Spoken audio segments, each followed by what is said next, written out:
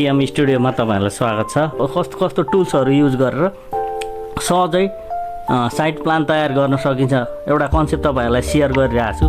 त्यो कन्सेप्ट अब कस्तो लाग्छ तपाईहरुले पनि आफ्नो कमेन्ट चाहिँ छोडिदिनु होला हैन। अब म चाहिँ AutoCAD 2D ड्राफ्टिङ यसो गर्दाखेरि छिटो सजिलो र तपाईहरुलाई फास्ट अनि सहज हुन्छ र बुझ्ने पनि एकदम सहज हुन्छ भन्ने मलाई लागेको छ। त्यही अनुसार तपाईहरुलाई एउटा AutoCAD को माध्यमबाट साइट प्लान बनाउने तरिका तपाईहरुलाई एउटा शेयर गरिरहेको छु। 2D साइट प्लान गर्नको लागि विभिन्न तरिका हुन्छ। हामीलाई पहिले एउटा नापेको नक्सा चाहियो। स्क्यान गरेको नक्सालाई कपी गरेर डाइरेक्ट AutoCAD मा पेस्ट गरे। पेस्ट गरेपछि स्केल माग्छ। स्केल 1200 को स्केल छ यसको यो नक्साको 1200 स्केल मैले राखे। पोलिलाइन लगाएर अर्थलाई अन गरेर यहाँदेखि अर्थ चाहिँ धेरै विचार गर्नुपर्छ। अर्थ यो अर्थ हैन, यो अर्थ अन भयो भने स्टेट जान्छ। तर यो अर्थ तपाईहरुले विशेष यो अर्थलाई अलिकति हेर्नु पर्ने हुन्छ। यसरी नीलो लाइनमा यो अर्थ गयो भने स्टेट जान्छ। तर हामीले के गर्नु पर्यो भने यो अर्थलाई चाहिँ अफ गरेपछि अब स्टेट जाँदैन, जता पनि जान्छ। अब हामीले पोलिलाइन जानु छ, यो स्टेट छैन, छर्केछ। जे छ त्यही एक्ज्याक्ट हामीले दिनुपर्ने हुन्छ। एक्ज्याक्ट दिनुपर्ने हुन्छ। यसरी एक्ज्याक्ट जाने।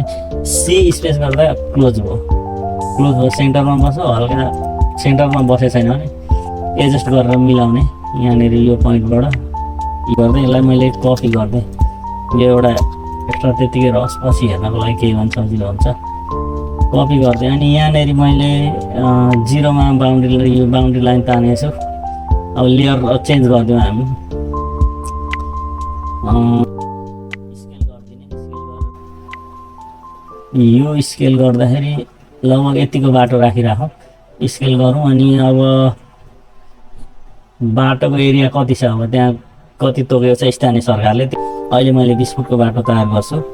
ओ स्पेस गरेर 20 फुट स्पेस हान्दै 20 फुट स्पेस हान्दैपछि यो 20 फुट स्पेसमा गयो। अब यहाँनिर सेन्टर लाइन 10 फुट गर्नु पर्यो।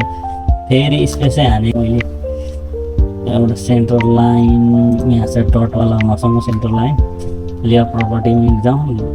सेन्टर लाइन डट छ। अब सेटब्याक हामीले आरो अनुसार हुन्छ। मैले 16 अहिले यसको सेटब्याक 16 फिट गरेँ। ओ space 16 foot centre लाइनबाट 16 foot offset space centre लाइनबाट 16 foot space ओ स्पेस गर्ने 3 फुट स्पेस गरेर बाउन्ड्री लाइनलाई सेलेक्सन गरेर 3 फुट भित्र उसले यो छेउबाट 3 फुट भित्र गर्छु भने 3 फुट भित्र बाउन्ड्री लाइन लिने। अनि यसलाई पनि हेसमा राख्नुपर्छ। अहिले नै राख्दा चाहिँ राम्रो होइन। एउटा रेक्टेङ्गल यहाँनिर रेक्टेङ्गल लिएर चाहिँ अब एच स्पेस 75 जति भएछ। अनि यसलाई मुभ गरेँ। फेरि स्पेसली मुभ गरेँ र यहाँनिर राख्दै मुभ गरिसकेपछि 3 फुट रोटेट गर्नु पर्यो। आरओ स्पेस गरेर यसलाई मात्र सिलेक्ट गरेँ मैले। अब यसलाई रोटेट गरेर ठ्याक्कै यहाँ मिलाउन आरओ स्पेस। अब के भनौँ बेस पोइन्ट कुनबाट रोटेट गर्छस्? बेस पोइन्ट यो बेस पोइन्ट भने बेस पोइन्ट त्यहाँ अड्किरहेको छ, अन्त घुमिरहेको छ। बेस पोइन्ट यहाँनिर ठ्याक्कै यहाँनिर ल्याउँछु म। तर यसरी ल्याउँदा इरर हुनसक्छ। फेरि यहाँनिर रिफरेन्स दिएको छ, अर्थात् आर स्पेस हान्दा पनि भयो। R space. अब बेस पोइन्ट यो मेरो बेस पोइन्ट हो। यहाँबाट यो पोइन्टलाई चाहिँ म सर घुमाएर लान्छु। बेस पोइन्ट पक्ड्यो, अब छोडेन। मेरो क्रसरलाई यसले इन्टरसेक्सन भयो लाइन हेरौँ एकचोटि। यसलाई 4 फुट जति मुभ गरौँ। यही पोइन्टबाट यही इन्टरसेक्सन दिन्छ। यो इन्टरसेक्सनमा टच गरिरहेको छ नि, यता 4 फुट स्पेस इन्टर गर्नु भने 4 फुट अटोमेटिक भयो। अब यहाँनिर यसको कति रह्यो पछाडि 5 फुट समथिङ रह्यो। 5 फुट समथिङ रह्यो भने ठिकै छ। यसको 5 फुट समथिङ रह्यो भने अब यो हाम्रो अफसेट लाइन हो। यो अफसेट लाइनलाई हटाइदिन्छु। अब सेट ब्याक पनि हामीले तानिसक्यौँ। अब 4 फुट यहाँदेखि 4 फुट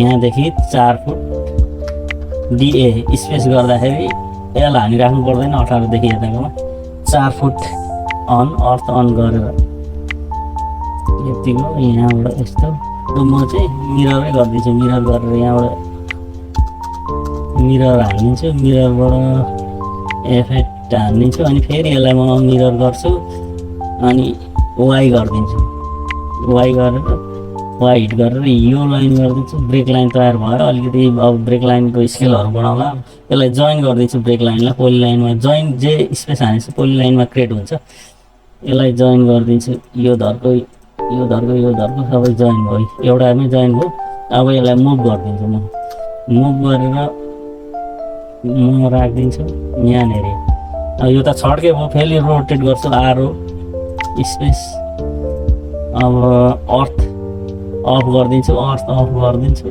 तर ठ्याक्कै बसेन थाहा हुँदैन फेरि म रिफरेन्सै लिन्छु आर स्पेस यो पोइन्टबाट यो पोइन्ट राइट एङ्गलमा रिफरेन्स लिने राइट एङ्गल कहाँनिर देखाएको यही त हो यसको राइट एङ्गल ठिक छ यो राइट एङ्गल यसलाई हल्का मुभ गरिदिन्छु यताबाट टच होस् स्ट्रिम टिआर स्पेस माथिको धरको टच भएन त यसलाई तन्काइदिने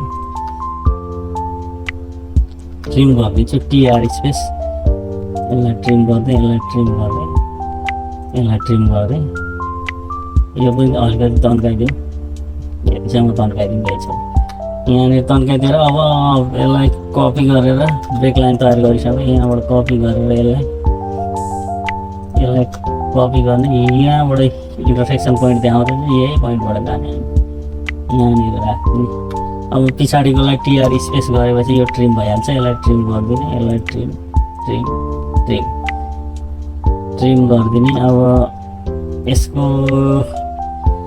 सेटब्याक यो हो सेटब्याक पनि सोलिड लाइनमा देखाउँ म्याच प्रोपर्टीमा जाउँ यम ए स्पेस यो स्पेस डाइमेन्सनहरू तयार गरौँ डिए space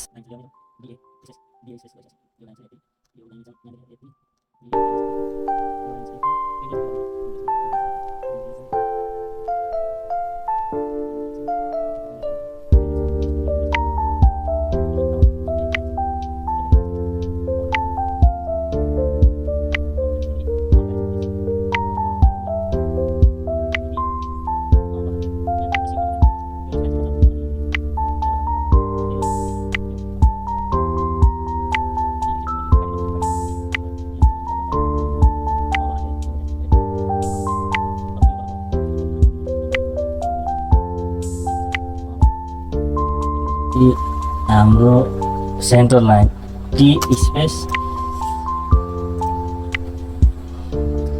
C dot L dot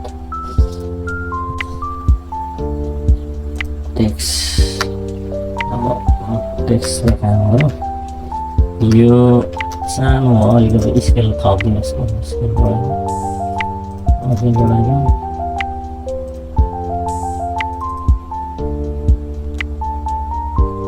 हामीले लेखेर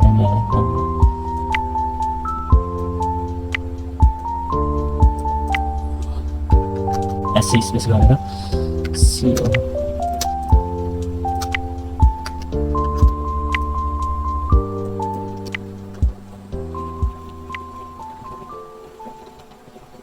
यसलाई राइटमै IGST write off why write off यसलाई यो धर्मलाई कपी गरेर सेटब्याक पनि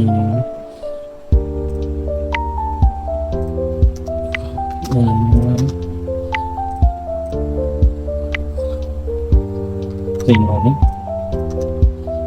एक्सटेन्सन गरिदिउँ यसरी तपाईँहरूले सजिलैसँग साइट प्लान तयार गर्न सक्नुहुन्छ हस् अघिल्लो अरू कुरा गरौँ न धन्यवाद।